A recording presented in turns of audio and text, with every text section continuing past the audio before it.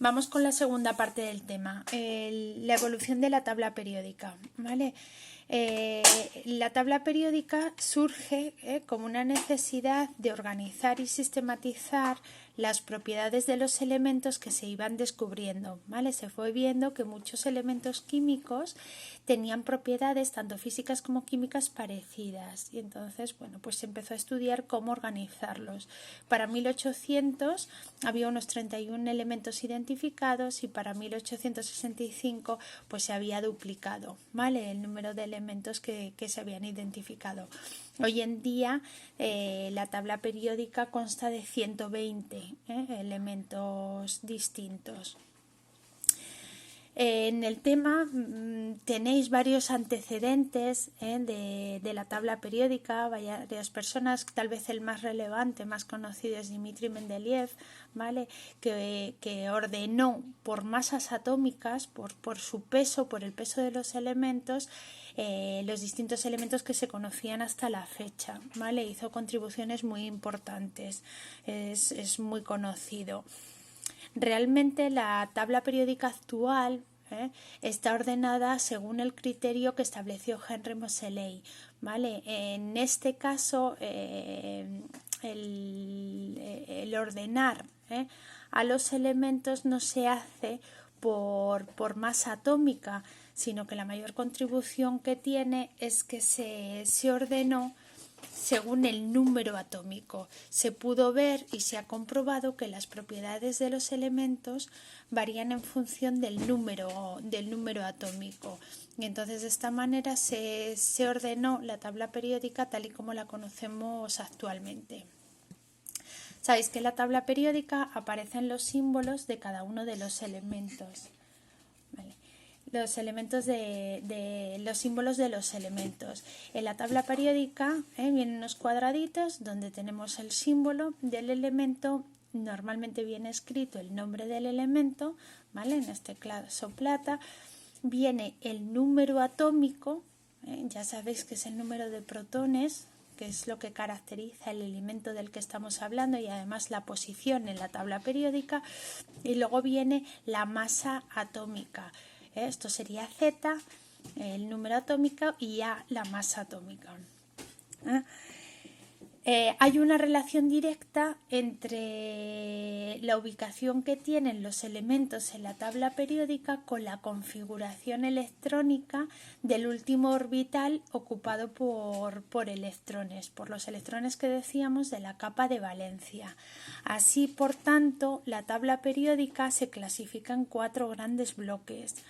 El primero de ellos, como ya hemos visto en el apartado anterior, ya habíamos adelantado, es el bloque S. El bloque S engloba los 2 primeros grupos, ¿vale? Esta zona que está coloreada de naranja serían los metales de transición y se la conoce como el bloque D, ¿vale? Rellenan orbitales D. La zona de la derecha, la zona amarilla, es el bloque P. Por tanto, la configuración de los electrones de la capa de valencia, los últimos electrones ocuparán orbitales P. Y este último bloque que tenemos pintado de morado es el bloque F, el de las tierras raras, el de los lantánidos y actínidos. Si os dais cuenta, y aquí está muy bien recogido, tenemos las configuraciones electrónicas de los elementos en función del grupo. En el bloque S eran los grupos 1 y 2. El grupo 1, alcalinos, todos los alcalinos de la tabla periódica de este grupo van a tener configuración electrónica NS1, ¿vale? Un electrón en el orbital S. Todos los del grupo 2, alcalino-terres, van a tener esta configuración electrónica. Estos serán los electrones de su capa de valencia. Los del bloque P son los grupos 13, 14, 15, 16, 17 y 18. Pues estas son las configuraciones electrónicas de todos los elementos del grupo.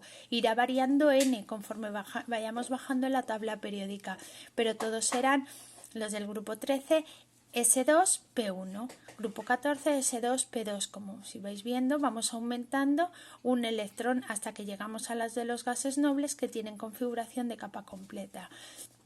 Los elementos de transición, el bloque D, eran los grupos que van del 3 al 12.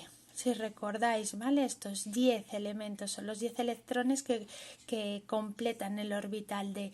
La configuración electrónica será ns2, n-1, D. ¿Vale? Luego, según la posición que tenga, pues será de 1, de 2, de 3, de 4, según estén en el grupo 3, 4, 5, 6. Vayamos avanzando en la tabla periódica hacia la derecha. Si recordáis, dijimos que los orbitales D comenzaban en el nivel 4, cuando n es igual a 4. Entonces tendremos 4s2, como aquí viene n-1, será 3d. Si recordáis por ese la regla que decíamos de mínima energía, primero se rellenan los 4s y luego irían los 3d. ¿Vale? Empezamos a rellenar los 3d. Y por último, los elementos de transición interna, los lantánidos y actínidos. La configuración electrónica será ns2, n-1, d1, ¿vale? Porque en este primer cuadrante tenemos el primer elemento de D1 y ya aparecen los 14 elementos del grupo F, ¿vale? Son las configuraciones electrónicas de la tabla periódica, y todas, al tener todos los elementos del mismo grupo, la misma configuración electrónica, van a hacer que los elementos de ese grupo tengan propiedades en cuanto a reactividad muy parecidas. Los elementos, ya sabéis, de la tabla periódica, que habéis escrito un montón de veces, se ordenan en columnas denominadas grupos o familias, y tenemos 18 grupos. Los grupos representativos se denominan al grupo 1, 2, y los del bloque este que decíamos D, del 13 al 17, los que ocupan orbitales S o P, y los grupos del 3 al 12 son los denominados de transición, ¿vale? Los que rellenan orbitales del tipo D o F. Y además de grupos, como estamos diciendo que es una tabla, tenemos, además de columnas, tenemos filas, ¿vale? Las filas se denominan periodos, y tenemos, la tabla periódica tiene 7 periodos. Aquí tenemos los 18 grupos del 1 al 18 y los 7 periodos.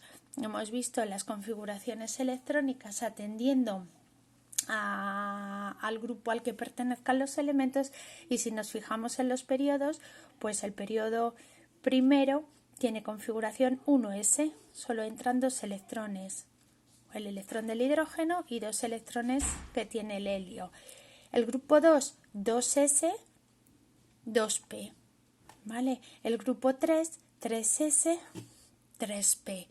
Cuando pasamos al nivel 4 ya tenemos 4s, tenemos los 2 electrones del 4s, 3d, hasta 10 electrones, 4p.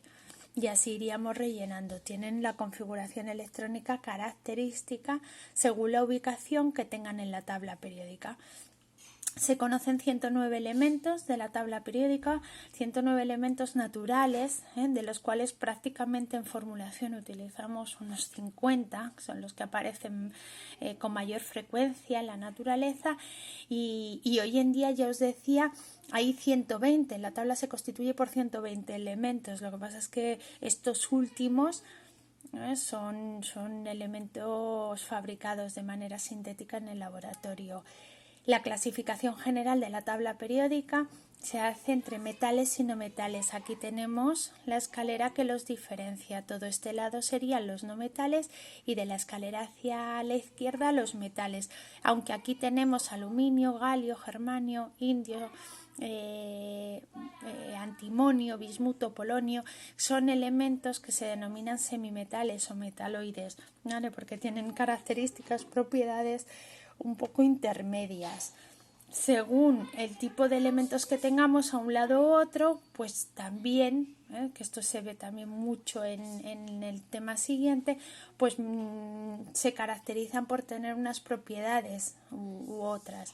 Los metales, los de la parte izquierda, son sólidos normalmente brillantes, todos son sólidos excepto el mercurio, que es líquido, suelen ser buenos conductores eléctricos y térmicos, son maleables, dúctiles, tiene unas características determinadas, mientras que los no metales, los que aparecían en la tabla periódica en la parte superior de la derecha, suelen ser gases líquidos o sólidos opacos, malos conductores de electricidad, no dúctiles, quebradizos en estado sólido. Y los semimetales, los que hemos dicho a lo largo de la línea divisoria, pues pueden tener propiedades intermedias por la configuración electrónica que tienen. Bien, bueno, pues hasta aquí. Continuamos luego con propiedades de la tabla.